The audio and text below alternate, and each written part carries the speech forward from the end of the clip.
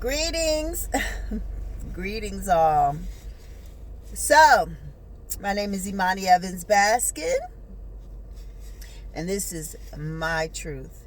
So, this is my fourth video under the My Truth series, and I was really grappling with what to talk about because I have outlined about 12 topics to cover in this series. I'm not sure if I'll cover them all, but that's the plan. There are 12 real, raw, authentic stories that I want to share. And, listen, it's simply my truth. Everyone has a different story. Everyone has their own narrative. This is just mine. And I tell it in hopes that it can be an outlet for someone who might still be in the pain or need to feel like someone understands them or overstands them in a way that you don't feel if you're feeling isolated or in the darkness or in the wilderness of through it all. And to be quite honest, it's cathartic for me as well as I continue in my evolution. So today I want to talk about endometriosis and fibroids. And the reason I chose this as a topic is because I think that there are these things that are really common in society, but rare in terms of how much we share because they bring so much shame for people and embarrassment, and there's such a lack of understanding, or it feels personal. Fortunately, I have been doing this work of telling my stories and being a part of the journey for other people in their healing. And I've done enough work where I can tell stories, I can put them out there, and how people receive them, perceive them, has no bearing on my value to myself first. Right? Because I always tell people, if you can work on not abandoning yourself first, then you will mitigate the pain when others abandon you. Okay? Show up for yourself. Advocate for yourself. And this is me carving out my little space. It's my story. The disclaimer is that this is my story. And everyone's story is different. So listen. Endometriosis and fibroids. I'm going to break them up in endometriosis and talk about endometriosis first, because that's the first one I came in to understand that I was dealing with very early, like high school. Right after high school, I found out that I had endometriosis. And so it wasn't probably until I graduated from college that I had surgery. But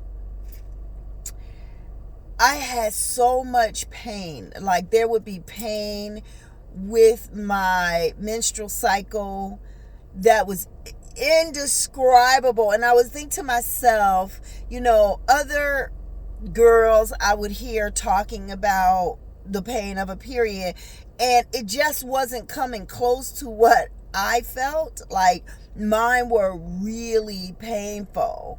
Not throughout the whole time of my period, but maybe the first 2 or 3 days. And sex was extremely painful. Now, here's where it gets real. At the time, my boyfriend would think that, that pain was attributed to his prowess, shall we say. But here's the real truth is it wasn't about you. It was real pain. But I didn't understand what it was. And I then learned that endometriosis, the endometrial tissue, can grow outside of the uterus. And this is what endometriosis is. But it can grow up as far as like your kidneys and attach to other things in your belly. And I didn't know that. This was starting to happen for me, and so the pain was tremendous.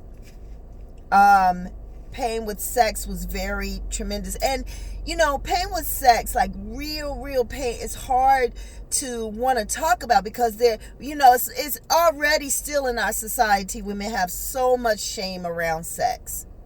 So much shame around sex. And anything to do with our reproductive organs, can bring about feelings of shame and embarrassment.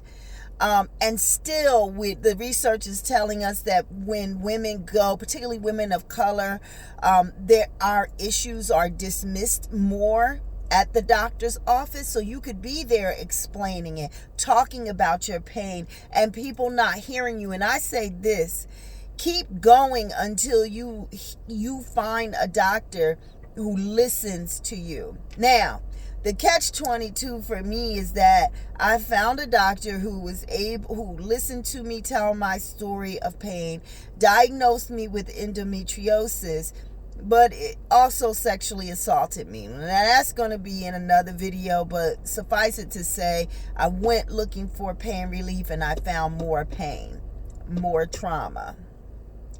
Different video coming up soon.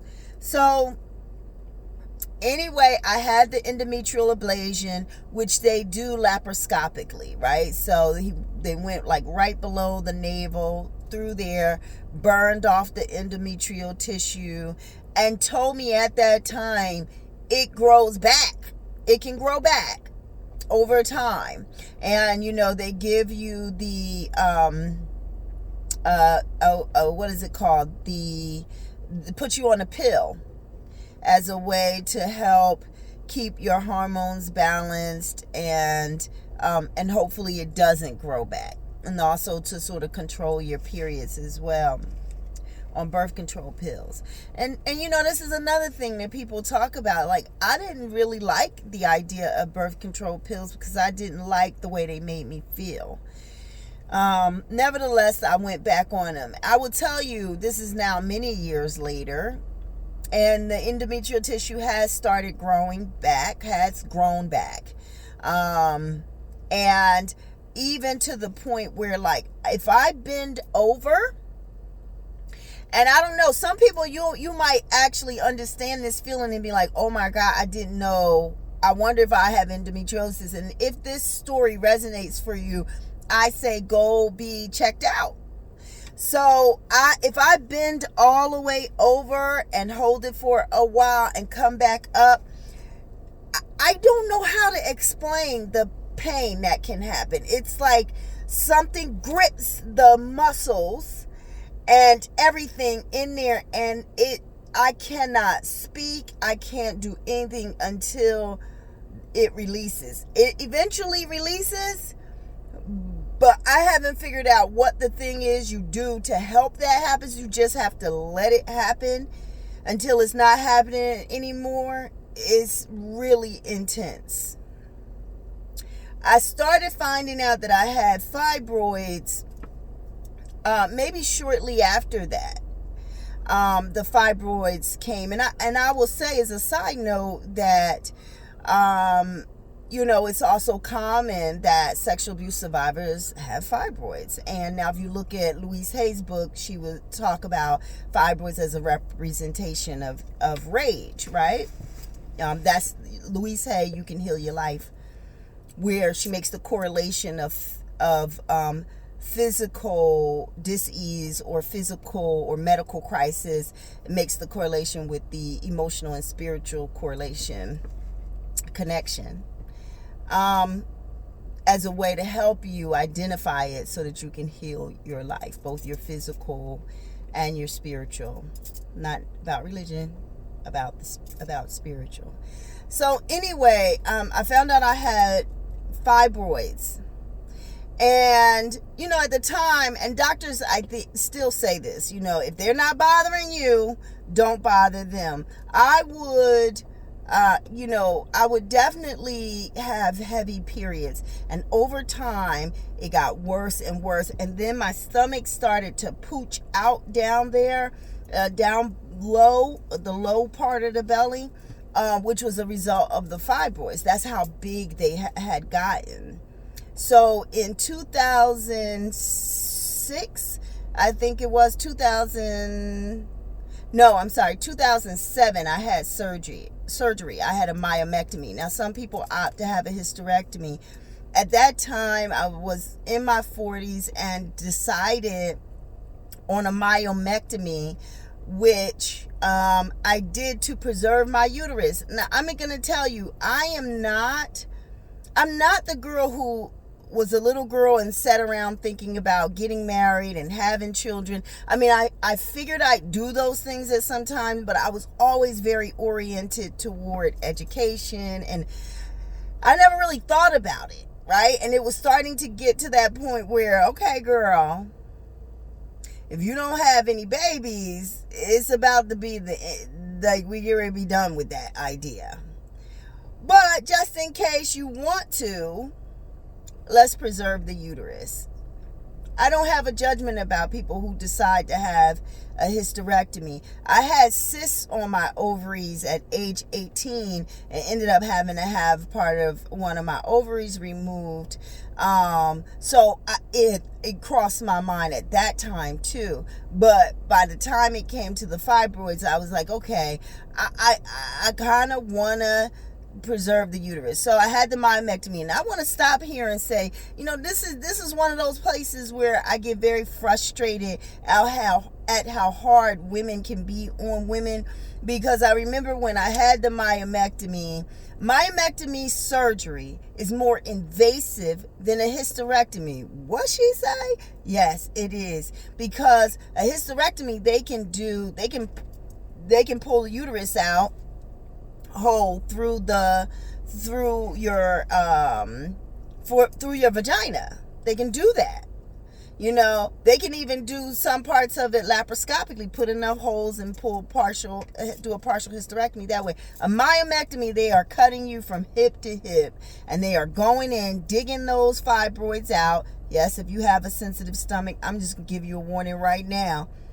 You might want to stop the video, because the stuff I'm going to say from here, because remember, my truth is about being raw and honest, so people get real stories and can find freedom in other people's stories. So if you have a sensitive stomach, this is where you might want to stop. So myomectomy, they cut you from hip to hip. It's the same kind of, looks like the scar that you have for a C-section. And I can have to say, my surgeon did a pretty good job. He did it at the bikini line, went from hip to hip. I was very terrified for that surgery. But the thing I was going to stop and say is that women can be very hard on other women. And when I had the myomectomy, you're out 6 to 8 weeks. With a hysterectomy, a week, 10 days, 2 weeks, you are back doing your duties. It's not the same for a myomectomy. And at my place of work at the time, the women were like, she didn't have, she's lying, she's manipulating because I had a hysterectomy and I was back at work, Okay. What's that have to do with me? See, and this is the thing with telling your truth is not everybody's truth, right? So I had the myomectomy, and here is the frustrating part, and this is because I like to have even my own story. When my doctor pulled out the fibroids, and some of them were like literally this big. At least one was like huge, like a little baby. And I knew that I had fibroids that big because when I tell you I was in so much pain, I was bleeding so heavy that for the first 2 days of my period, I couldn't go outside because I would literally bleed on things. Like I was changing pads so much that I remember one time calling the doctor, calling the hospital to say, how do I know if I'm hemorrhaging? Because it doesn't seem normal. Here's that part that's going to be not for the sensitive stomach, passing clots that were this big. I could literally feel them exiting my body through my vagina, that they were huge. And when you get there, it's time to do something about it. I had tried all of the, natural remedies. I know some people have the surgery where you go in and shrink them. That works for some people. It doesn't for others. And I opted to do the myomectomy. I had the surgery, and the fibroids were so big, and they were more than he expected. So all of that, preserving the uterus so that I could actually birth the baby if I chose to. After surgery, he wakes me up and tells me that the fibroids were so big that they did so much damage getting them out that I would never be able to birth a baby. That